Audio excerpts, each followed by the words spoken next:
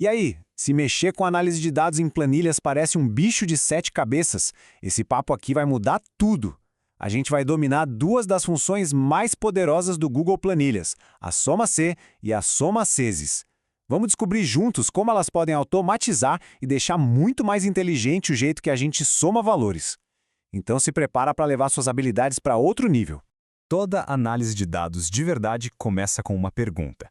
E a de hoje é essencial. Numa lista gigante de números, como é que a gente soma só o que interessa? Tipo, só as vendas de um vendedor específico ou só os valores que estão acima de um certo limite?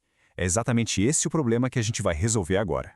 Para começar, vamos pela base de tudo, a função Soma-C. Pensa nela como se fosse a sua primeira ferramenta para fazer umas somas mais espertas, sabe? Baseadas em uma única regra, uma única condição. A definição é essa aí, bem direta. A função SOMASE dá uma olhada num conjunto de células, confere quais delas batem com o critério que a gente definiu e aí sim soma os valores que correspondem a elas. É basicamente uma lógica de se isso, então aquilo, aplicada para somas. Agora, o que é bem interessante aqui é a estrutura da função. Ela tem basicamente 3 partes. A primeira é o intervalo, que é onde a gente vai procurar. A segunda é o critério, ou seja, o que a gente está procurando. E a terceira, que é opcional, é o intervalo underline da soma, os números que de fato vão ser somados. Se essa última parte não for preenchida, a função simplesmente soma o próprio intervalo onde ela procurou o critério. Vamos ver isso na prática, então. Para somar todas as vendas do vendedor Carlos, a gente começa com igual Soma-C. Primeiro, seleciona a coluna dos vendedores. Depois, escreve o critério, que é Carlos. E por último, seleciona a coluna com os valores das vendas. Simples assim. O resultado é o total só dele. Mas, e se uma condição só não for suficiente? E se a gente quiser somar as vendas do Carlos, que foram feitas só no setor de eletrônicos? É exatamente aí que entra a evolução da nossa ferramenta, a Soma-Cs, que dá para a gente o poder de usar vários filtros de uma vez. A Soma-Ceses leva essa ideia um passo adiante. Ela permite somar valores que atendem a várias condições ao mesmo tempo. E aqui um ponto super importante. Ela opera com uma lógica E. O que isso quer dizer? Quer dizer que um valor só vai entrar na soma se atender a todos os critérios que a gente definir, sem exceção. E aqui, ó, a atenção máxima. Esse é o ponto crucial e, honestamente, a maior fonte de confusão quando a gente passa de uma função para outra. A ordem dos argumentos muda. Na Soma-Ces, o intervalo da soma vem por último, lembra? Já na Soma-Ceses, ele vem primeiro, logo de cara. Entender essa inversão é a chave para dominar a função de vez. Então, vamos detalhar essa nova estrutura. Com a Soma-Ceses, a gente já começa dizendo o que vai ser somado. Depois disso, a gente vai adicionando os pares. Um intervalo para procurar e um critério para achar. E pode adicionar quantos pares forem necessários. Um par para o vendedor, outro para o setor, quem sabe outro para a data, e por aí vai. Usando aquele nosso exemplo, a gente começa com a Soma-Ces e já seleciona a coluna dos valores vendidos. Em seguida, seleciona a coluna de vendedores e especifica Carlos. Depois, seleciona a coluna de setores e especifica eletrônicos. O resultado?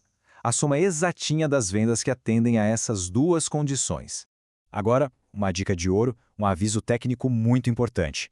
Para a Soma-Ces funcionar direitinho, todos os intervalos que a gente define, tanto da soma quanto os dos critérios, precisam ter exatamente o mesmo tamanho, o mesmo número de linhas. Se um intervalo vai de A2 até A100 e o outro só até C99, por exemplo, a função vai dar um erro na tela. Fica a dica.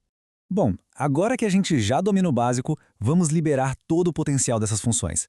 Sabe, é possível usar muito mais do que só textos exatos como critérios.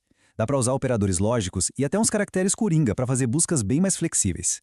Esse slide mostra como a gente pode trabalhar com números de um jeito mais dinâmico. Quer somar só os valores acima de 500? Usa mais 500. Quer excluir uma categoria específica da soma?